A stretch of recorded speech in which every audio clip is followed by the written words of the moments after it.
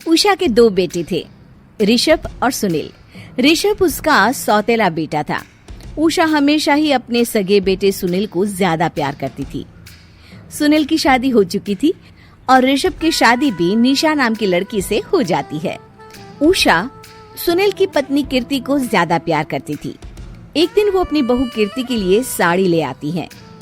ये लो बहू, तुम्हारे लिए साड़ी लाई हूँ। कल पड़ोस की शादी में जाना है ना, तुम यही पहन कर चलना। तभी वहाँ ऋषभ आ जाता है। अरे माँ, तुम निशा के लिए साड़ी नहीं लाई? वो भी तो कल शादी में जाएगी ना?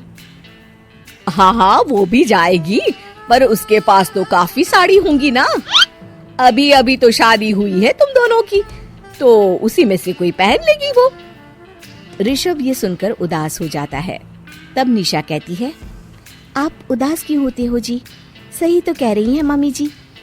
मेरे पास तो बहुत साड़ियाँ हैं और सारी की सारी नई हैं। मैं उन्हीं में से कोई पहन लूंगी। वो बात नहीं है निशा।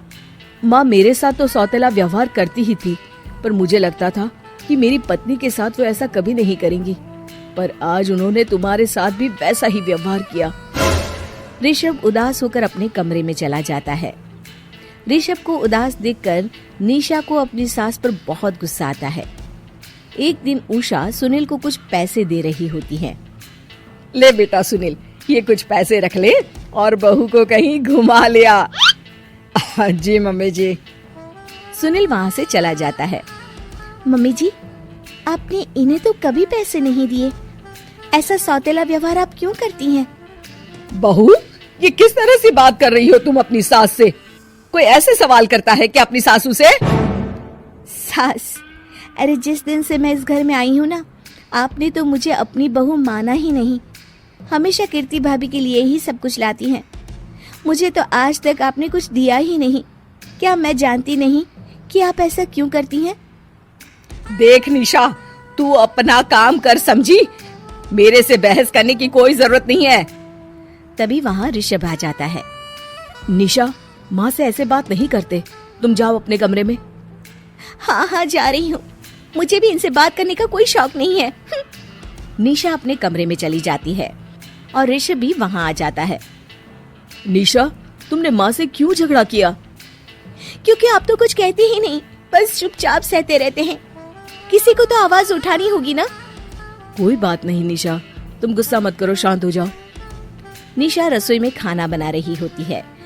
तभी वहाँ कीर्ति आ जाती है। निशा, तुम मार्केट से ये सामान ले आओ। मैं क्यों जाऊँ? आप भी तो जा सकती हो ना। दिख नहीं रहा कि मैं खाना बना रही हूँ? हाँ तो क्या हुआ, खाना बनाने के बाद चली जाना। हाँ हाँ, खाना भी मैं ही पकाऊं, बाजार जाकर सामान भी मैं ही ले आऊं। खुद तो कुछ करोगी नहीं, है ना? ओहो, जुबान तो देखो कैसे चल रही है। सुनो, तुम अभी आई हो इस घर में, तमीज में रहो, वरना सासू माँ से कहकर मायके भिजवा दूंगी तुम्हें। हाँ। ओह, हाथ लगाकर दिखाओ मुझे, देख लूंगी। बहुत मनमानी हो गई तुम दोनों की, समझी? निशा लिस्ट कीर्ति के ऊपर फेंक देती है। कीर्ति निशा को मारने आती है तो निशा उसका हाथ मोड़ देती है। मर गई रे, छोड़ मेरा हाथ। आज के बाद मुझसे कोई बदतमीजी की तो अच्छा नहीं होगा। कीर्ति रोते हुए अपने कमरे में चली जाती है। उस निशा चुड़ैल ने मेरा हाथ मोड़ दिया, मुझे नहीं रहना इस घर में। अरे कैसी बेकार की बातें कर रही हो? अरे निकालना ही है तो ऋषभ और निशा को निकालेंगे। नहीं, मुझे अलग घर चाहिए। कान खोलकर सुन लीजिए, हम दोनों इस घर से जल्द जाएंगे। आप नए घर का इंतजाम कीजिए बस। मैं इन दोनों के साथ ज्यादा नहीं रह सकती। हाँ, वैसे मैं भी कुछ दिनों से सोच रहा था। अच्छा हुआ तुमने कह दिया, मैं माँ को भी बता देता हूँ। माँ, वो क्या करेंगी तुम्हारे साथ जाकर? मैं चाहती हूँ कि तुम और मैं, बस हम दोनों ही कहीं शिफ्ट हो जाएं, इस सब झमेले से दूर। अरे पर माँ को यहाँ छोड़कर इस तरह से जाना ठीक नहीं रहेगा कीर्ति। वैसे वो तुम्हें कितना प्यार भी तो करती हैं। नाम का ख्याल रखती है, क्योंकि तुम सगे बेटे हो ना, इसलिए। तुम अगर सौतेले होते तो मेरे साथ भी ऐसे ही सलूक करती जैसे अभी तुम्हारे सौतेले भाई और उसकी पत्नी से करती है। अरे पर फिर भी फिर भी कुछ भी नहीं। देखो, या तो हम दोनों इस घर से कहीं दूर जाएंगे या फिर मैं अपने मायके चली जाऊंगी। हाँ, बता देती हूँ। अच्छा बाबा, अच्छा ठीक है। सुनील अपनी माँ से बात करने आता है। माँ, मैं सोच रहा हूँ कि कीर्ति के साथ अलग घर में शिफ्ट हो जाऊं। अरे वाह बेटा, ये तो बहुत अच्छा सोचा है तुमने। कब शिफ्ट होना है हमें? मैं भी पैकिंग कर लेती हूँ। अब नहीं माँ, मैं और कीर्ति ही जाएंगे बस। आप तो यहीं रहो, ये पुश्तैनी घर भी है ना आपका। अरे बेटा, तू तो मेरा सगा बेटा है, तू ही मेरे साथ ऐसा कर रहा है। मुझे अपने साथ ले जा बेटा। तभी वहाँ कीर्ति आ जाती है। अरे माँ, आपको पता भी है कि किराए के घर में कितना खर्चा होता है, और अगर आपको भी लेकर गए तो और खर्चा होगा। आप तो बस यहीं रहो इसी घर में। कोई बात नहीं सुनील, तुम लोग चले जाओ, माँ यहीं रहेंगी हमारे साथ। हम माँ का ख्याल रखेंगे, तुम लोग अपनी गृहस्थी संभालो। निशा को ये देखकर बहुत खुशी होती है। वो मन ही मन सोचती है, अब आया ना ऊंट पहाड़ के नीचे। अब मम्मी जी को पता चलेगा, बड़ा सगा और सौतेला करती रहती थी। सगा बेटा तो जा रहा है छोड़कर, अब आएगी इन्हें अकल, और नहीं आई तो मैं अल्लाह कर रहूंगी। निशा अपनी सास को कैसे अपने सौतेले बेटे से मिलाएगी, जानने के लिए देखिए उषा का सगा बेटा सुनील और बहू कीर्ति उन्हें उनके सौतेले बेटे के साथ छोड़कर जा रहे होते हैं। बेटा, तेरी जब कमाई बढ़ जाएगी, कम से कम तब तो मुझे तू लेने आ जाना। हाँ हाँ माँ, क्यों नहीं। चलो भी, अब कितना लेट कर दिया है, टैक्सी इंतजार कर रही है बाहर। हाँ हाँ चलो। सुनील और कीर्ति चले जाते हैं और उषा उन्हें जाता हुआ देख उदास हो जाती है। तभी वहां निशा आ जाती है। अपनी सास को उदास देख निशा उनके पास जाती है। क्या हुआ मम्मी जी, आप तो बहुत सगा बेटा करती थी। आपके सगे बेटे ने तो आपको छोड़ दिया और चले गए अपनी अलग गृहस्थी बसाने। देख बहू, मेरे बेटे को कुछ भी कहने की जरूरत नहीं है। मुझे यकीन है कि जब उसकी तनख्वाह बढ़ जाएगी तो वो मुझे लेने जरूर आ जाएगा। हाँ, ये भी देख लेंगे कि वो लोग आपको वापस लेने आते हैं या नहीं। तब तक तो आप भी यहीं हो और मैं भी। उषा अपने बेटे के ना होने से बहुत ही उदास रहने लगती है। उन्होंने खाना खाना भी छोड़ दिया। सुनिए जी, मम्मी जी ने आज भी कुछ नहीं खाया। जब भी खाने के बारे में पूछती हूँ तो कह देती हैं भूख नहीं है, और अपने कमरे में ही बैठी रहती हैं। ये सुनकर ऋषभ अपनी माँ के पास खाना लेकर जाता है।